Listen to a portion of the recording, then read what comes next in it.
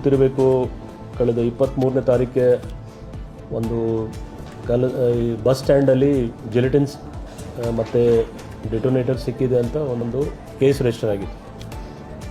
Detail investigation ಮಾಡಿ ಇಲ್ಲಿವರೆಗೆ 3 ಜನಗೆ ನಾವು ಅರೆಸ್ಟ್ ಮಾಡಿದ್ದೀವಿ. ಯಾರು ಆ್ಯಕ್ಚುಯಲ್ ಅಲ್ಲಿ ಅವರು ಬಿಟ್ಟು ಹೋಗಿದ್ರು, ಅಂದರೆ ಅಲ್ಲಿ ಇಟ್ಟಿದ್ರು, ಪ್ಲಸ್ ಯಾರು ಅವ್ರಿಗೆ ಸಪ್ಲೈ ಮಾಡೋರು. ಈಗ ಸದ್ಯಕ್ಕೆ 3 ಜನ ಸಿಕ್ಕಿದ್ದಾರೆ. ಇನ್ನೂ ಟೋಟಲ್ ಈಗ ಏನು ಜೆಲಿಟಿನ್ ಸ್ಟಿಕ್ಸ್ ಸಿಕ್ತು ಅಲ್ಲಿ, ಅದ್ರ ಜೊತೆಗೆ ಇನ್ನೂ 16, ಅಂದರೆ ಟೋಟಲ್ ಇಲ್ಲಿವರೆಗೆ 22 ಜೆಲಿಟಿನ್ ಸ್ಟಿಕ್ಸ್ ಮತ್ತು 30 ಲೈವ್ ಎಲೆಕ್ಟ್ರಿಕ್ ಡೆಟೋನೇಟರ್ಸ್. ಇವರೆಲ್ಲ ಮೂಲತಃ ಕೋಲಾರದವರು, ಅಲ್ಲಿ ಸಿಕ್ಕಿದೆ. ಈಗ ಇಲ್ಲಿಗೆ ಯಾಕೆ ಬಂತು ಅಂದರೆ ಅವರು ನಮ್ಮ ಯಾರು ಸಿಕ್ಕಿದ ಆರೋಪಿ ಯಾರು ಸಿಕ್ಕಿದ್ದಾರೆ, ಯಾರು ಬಿಟ್ಟು ಹೋಗಿದ್ರು, ಅವ್ರು ಹೇಳೋದು ನಾವು ಟಾಯ್ಲೆಟ್ ಯೂಸ್ ಮಾಡಲಿಕ್ಕೆ ಹೋಗಿದ್ದೀವಿ, ಹೊರಗಡೆ ಹಾಕಿ ಡ್ರೆಸ್ ಹಾಕೊಂಡು ಕೆಲವರು ಇದ್ದರು, ನಾವು ಗಾಬರಿಪಟ್ಟು ಅಲ್ಲೇ ಬಿಟ್ಟು ಬಂದೆ ಅಂತ. ಆದರೂ ನಾವು ಡಿಟೇಲಾಗಿ ಇನ್ವೆಸ್ಟಿಗೇಷನ್ ಮಾಡ್ತಾಯಿದ್ದೀವಿ, ಯಾಕೆಂದರೆ ಇನ್ನೂ 3-4 ಜನ ಸಿಗಬೇಕು ನಮಗೆ.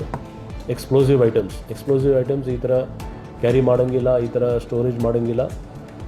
ಸೊ ಇದು ಭಾಳ ಸೀರಿಯಸ್ ಆಫೆನ್ಸ್ ಇತ್ತು. ಬಟ್ ನಮ್ಮ ಪೊಲೀಸ್ ಅವರು ತುಂಬ ಒಳ್ಳೆ ಕೆಲಸ ಮಾಡಿ CCTV ಆಧಾರದ ಮೇಲೆ ಮತ್ತು ಟೆಕ್ನಿಕಲ್ ಆಧಾರದ ಮೇಲೆ ಮತ್ತು ಹಳೆಯ ಅಫೆಂಡರ್ಸ್ದು ಎಲ್ಲ ವೆರಿಫೈ ಮಾಡಿ ಟೋಟಲ್ ಎಲ್ಲ ಆರೋಪಿ ಒಂಥರ ನೆಟ್ವರ್ಕೆ ನಮಗೆ ಸಿಕ್ಕಿದೆ ಅವರು. ಸೊ 2 ಭಾಗ ಇದೆ. ಒಂದು, ಈ ಜೆಲಿಟಿನ್ ಸ್ಟಿಕ್ಸ್ ಎಲ್ಲಿಗೆ ಹೋಗ್ತಾಯಿದ್ರು ಅಂದರೆ ಅವ್ರು ಕೊಲೆಗಾಲ್ಗೆ ತೊಗೊಂಡು ಹೋಗ್ತಿದ್ರು, ಕೊಲೆಗಾಲಲ್ಲಿ ಕ್ವಾರಿ ಪರ್ಪಸ್ಗೆ ಮತ್ತು ಬೋರ್ವೆಲ್ ಡಿಗ್ ಮಾಡಲಿಕ್ಕೆ, ಅಲ್ಲಿ ಕಲ್ಲು ಬ್ರೇಕ್ ಮಾಡಲಿಕ್ಕೆ ತೊಗೊಂಡು ಹೋಗ್ತಿರು ಅಂತ ಇವರು ಹೇಳೋದ ಪ್ರಕಾರ.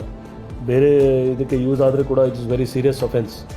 ಸೊ ಇದರಲ್ಲಿ ಕೂಡ ನಮ್ಮ ಟೀಮ್ ಅವ್ರು ಭಾಳ ಒಳ್ಳೆ ಕೆಲಸ, ಅವರು 60 ಜನ ಸುಮಾರು ನಮ್ಮವರು ಹಗಲು ರಾತ್ರಿ ಕೆಲಸ ಮಾಡಿ, ಯಾಕಂದರೆ ನಾವು ಭಾಳ ಸೀರಿಯಸ್ ಆಗಿ ಕೇಸ್ ತೊಗೊಂಡಿದ್ದ ಮೇಲೆ ಇದು ಸಕ್ಸಸ್ ಆಗಿದೆ.